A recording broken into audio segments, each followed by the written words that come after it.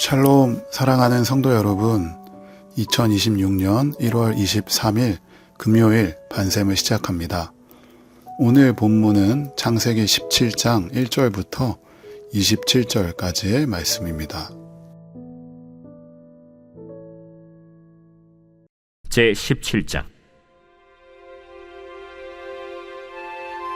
아브람이 99세 때 여호와께서 아브람에게 나타나서 그에게 이르시되 나는 전능한 하나님이라.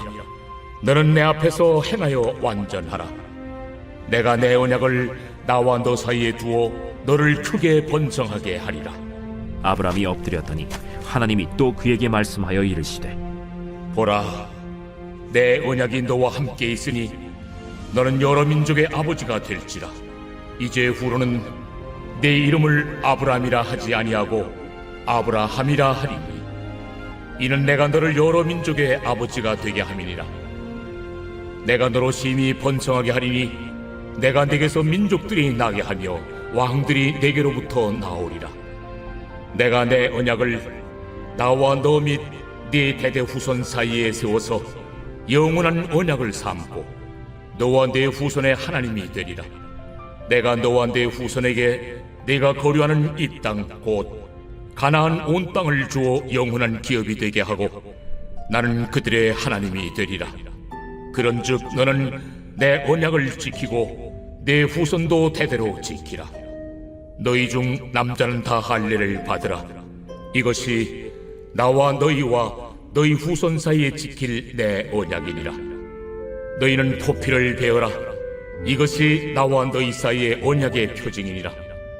너희의 대대로 모든 남자는 집에서 난 자나 또는 너희 자손이 아니라 이방 사람에게서 돈으로 산 자를 막론하고 난 지 8일 만에 할례를 받을 것이라. 너희 집에서 난 자든지 너희 돈으로 산 자든지 할례를 받아야 하리니 이에 내 언약이 너희 살에 있어 영원한 언약이 되려니와 할례를 받지 아니한 남자 곧 그 포피를 베지 아니한 자는 백성 중에서 끊어지리니 그가 내 언약을 배반하였음이니라. 내 아내 사례는 이름을 사례라 하지 말고 사라라 하라. 내가 그에게 복을 주어 그가 내게 아들을 낳아주게 하며 내가 그에게 복을 주어 그를 여러 민족의 어머니가 되게 하리니 민족의 여러 왕이 그에게서 나리라. 아브라함이 엎드려 웃으며 마음속으로 이르되 100세 된 사람이 어찌 자식을 낳을까? 사라는 90세니 어찌 출산하리요? 아브라함이 이에 하나님께 아뢰되 이스마엘이나 하나님 앞에 살기를 원하나이다.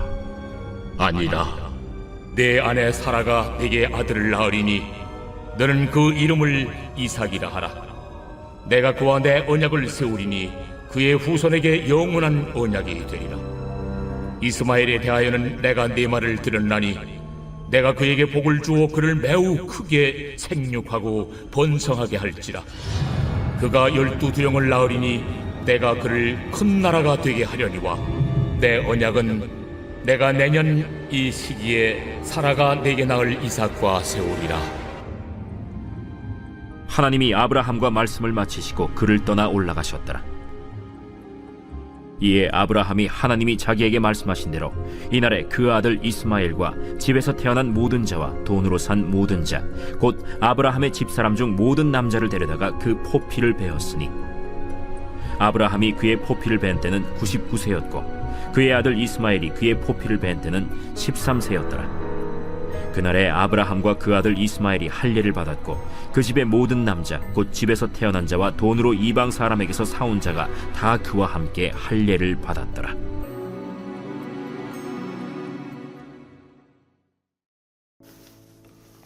오늘은 불가능한 현실을 넘어서는 믿음이라는 제목으로 함께 말씀 나누겠습니다. 앞장 16장이 어떻게 끝날까요? 아브람의 나이 86세로 16장이 끝이 납니다. 그리고 17장은 어떻게 시작하죠? 아브람이 99세로 17장이 시작됩니다. 16장과 17장 한 장만 넘기면 되지만 그 그 사이에는 무려 13년이라는 세월이 흘렀습니다. 하나님은 창세기 16장 이후 무려 13년 동안 침묵하셨습니다. 이스마엘이 태어난 이후 하나님은 아무 말씀도 하지 않으셨습니다. 이제 아브람의 나이는 이미 99세, 사레의 태모는 다친 지 오래입니다. 인간적으로 말하면, 현실적으로 보면 이제 아브람은 아이를 낳을 수 있는 가능성은 끝났습니다. 이미 끝난 지 오래입니다. 도저히 불가능입니다. 그러나 성경은 말합니다. 여호와께서 아브람에게 나타나사. 우리의 시계로 보면 하나님은 늦어도 한참 늦었습니다. 이미 다 끝났습니다. 가능성이 없습니다. 이제 와서 하나님이 뭘 어쩌겠다는 걸까요? 하지만 하나님의 시계는 정확합니다. 우리는 늦었다고 생각하지만 하나님의 타이밍은 가장 완벽합니다. 13년 동안의 하나님의 침묵은 부재가 아니었습니다. 하나님이 늦은 게 아니라 가장 정확한 때를 기다리신 것입니다. 하나님이 나타나셔서 먼저 자신을 이렇게 소개합니다. 1절에 보시면 나는 전능한 하나님이라.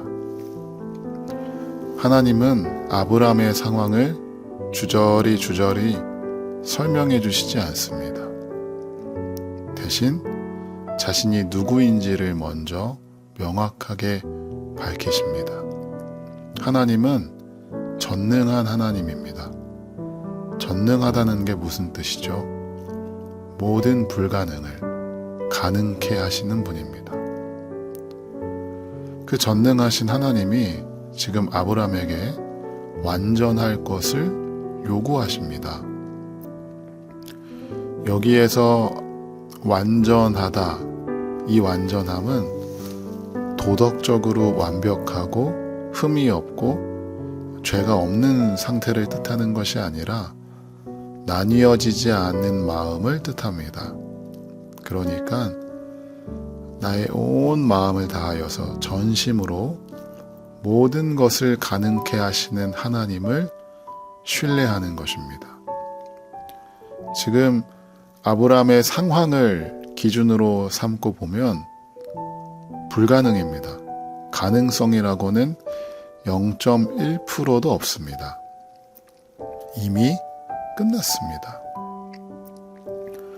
그러나 하나님의 약속을 기준으로 삼고 모든 것을 가능케 하시는 전능한 하나님을 바라보면 가능합니다. 즉, 하나님은 아브람에게 의심, 회의 이런 것들을 내려놓고 전적으로 전능한 하나님만 의지할 것을 요구하고 계십니다. 여러분, 믿음이란 눈에 보이는 현실을 넘어서서 불가능한 현실을 넘어서서 모든 것을 가능케 하시는 하나님을 바라보는 것인 줄로 믿습니다. 우리의 현실에는 답이 없습니다. 현실을 보면 도무지 가능성이라고는 찾아볼 수가 없습니다. 그러나 믿음의 눈을 들어 불가능한 현실을 넘어서서 하나님을 바라볼 때에 하나님께서, 전능하신 하나님께서 모든 불가능을 가능케 만들어 주실 줄로 믿습니다. 이제 하나님은 아브람의 이름을 아브라함, 열방의 아버지로 바꾸십니다. 사레의 이름도 사라, 열국의 어머니로 바꾸십니다. 이름은 정체성입니다. 근데 여러분 참 재밌죠? 이름은 열방의 아버지, 열방의 어머니인데 현실은 그대로입니다. 아니, 자식 하나가 없는데 뭐가 열방의 아버지이고 뭐가 열방의 어머니입니까? 그러나 하나님은 현실은 아직 그대로인데 먼저 이름과 정체성을 바꾸십니다. 자식은 여전히 없지만 하나님은 이미 미래의 이름으로 그들을 부르신다는 사실입니다. 우리 전에 주일 설교 시간에도 한번 나눴죠. 시몬 베드로. 시몬이 넘어질 것을 예수님은 알았습니다. 부인할 것을 알았습니다. 그러나 예수님은 그런 시몬에게 반석, 너는 베드로라 라고 부르십니다. 이것이 은혜입니다.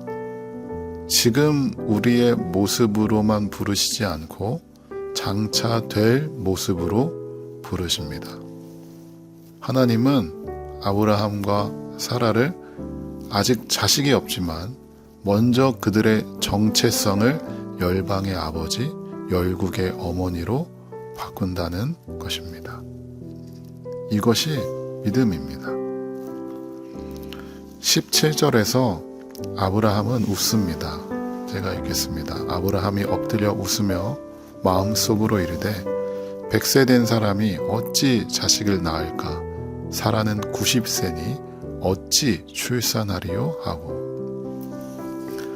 아브라함은 엎드려서 웃습니다.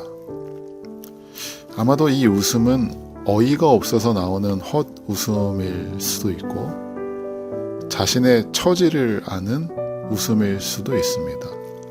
이 웃음에는 의심과 불신과 회의가 담겨 있을 수도 있습니다. 어쨌든 연약한 인간의 웃음입니다. 어찌 자식을 낳을까? 어찌 출산할까? 이것이 현실입니다. 아니, 나이 90세 할머니가 어떻게 출산을 하겠습니까? 그저 웃음이 나옵니다. 그런데 하나님은 그 웃음을 책망하지 않으시고 오히려 약속의 이름으로 바꾸십니다. 19절입니다. 하나님이 이르시되 아니라 내 아내 사라가 내게 아들을 낳으리니 이는 그 이름을 이삭이라 하라. 이삭의 이름의 뜻이 웃음입니다. 하나님은 우리의 연약한 웃음, 부끄러운 웃음도 은혜의 웃음으로 바꾸시는 분인 줄로 믿습니다. 사랑하는 성도 여러분, 믿음은 결과를 보고 걷는 길이 아닙니다. 결과를 알고 가는 게 아닙니다. 보이지 않을지라도, 결과를 모를지라도 하나님 앞에서 오늘을 살아가는 태도입니다. 아직 현실이 그대로입니다.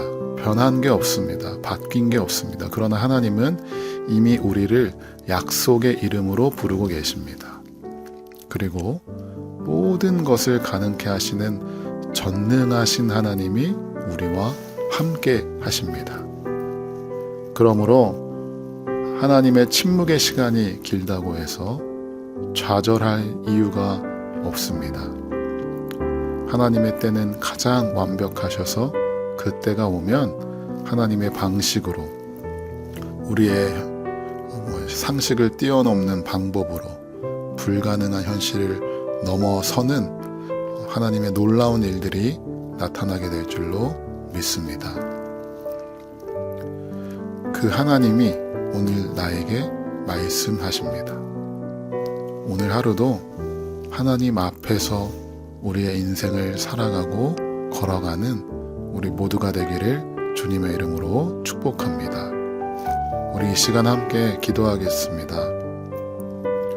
기도할 때 하나님, 나의 불가능한 현실을 바라보는 것이 아니라 그 불가능한 현실을 넘어서는 믿음의 눈으로 전능하신 하나님을 바라보게 하여 주시옵소서. 나와 함께 하시고 나를 위하시고 나에게 가장 좋은 것 주시기를 원하시는 그 하나님을 현실을 넘어서서 바라보게 하여 주시옵소서라고 우리 이 시간 각자의 자리에서 함께 기도하겠습니다.